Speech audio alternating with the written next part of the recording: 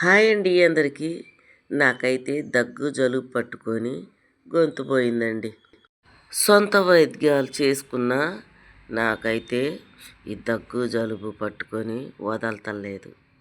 ఇంకెలాగోలా voice over ఇవ్వాలి కదా అని చెప్పి ఇస్తున్నాను.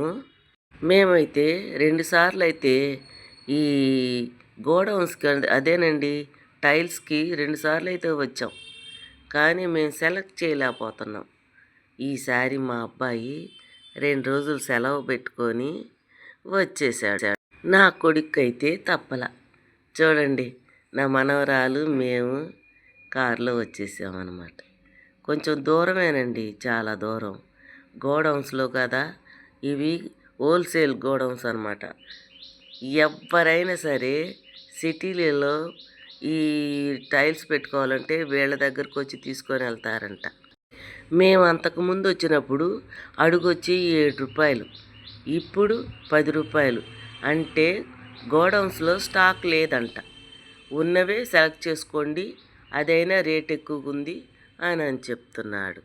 ఇక తప్పల, ఎందుకంటే మా అబ్బాయి మళ్ళీ రాలేడు, లీవ్ పెట్టుకొని వచ్చాడు. వీటి కోసమే వచ్చాడనమాట.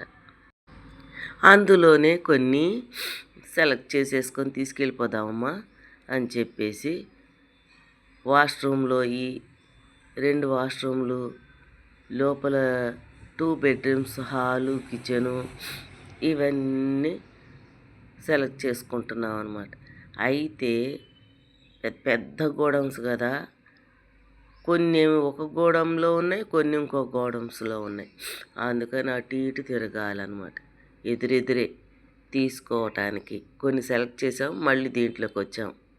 దీంట్లో కొన్ని ఉన్నాయి, అన్నీ ఉన్నాయి. ఇది ఉందా అని అంటుంటే ఇది లేదు, ఇది లేవు, ఈ స్టాక్ లేవు అని చెప్పు.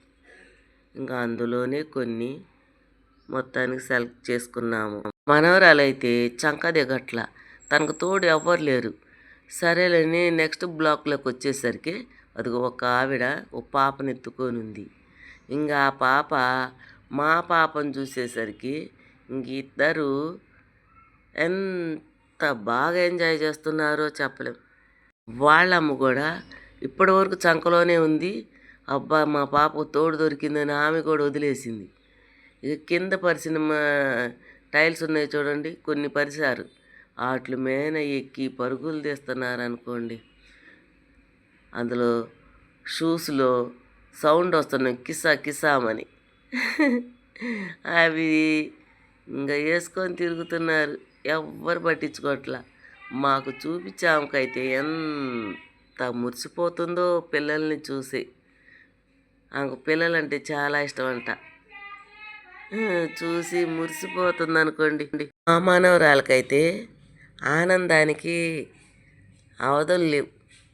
ఆ పాపను చూసి అటు పరిగెత్తా ఇటు పరిగెత్తగా, రమ్మంటే రానే రాదే.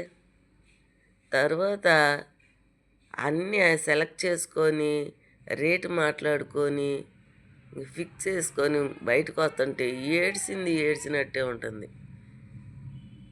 అటు ఇటు బ్లాకుల్లో తిరుగుతున్నామండి. షోరూమ్స్ 2 ఉన్నాయి, ఇంక అటు ఇటు తిరగాలి.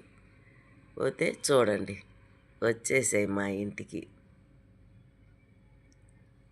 ఇవి బాక్సులు. ఇక టైల్స్ వేయటమే.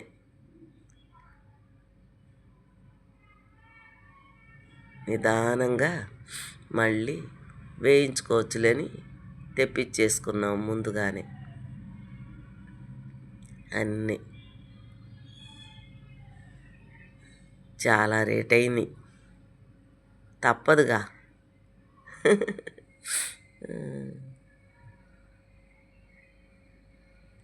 మా అబ్బాయి హైదరాబాద్ వెళ్ళి, అమ్మ వాటి మీద బ్లాంకెట్స్ కప్పండి అని చెప్పని ఫోన్లు చేస్తున్నాడు.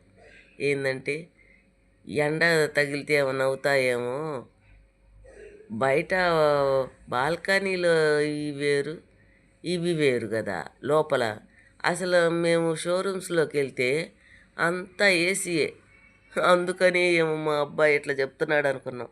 తర్వాత సాయంత్రం 5 మా చెల్లి వాళ్ళు ఇల్లు బిగించేశారు, రండి అక్క చూద్దురు అని అనింది.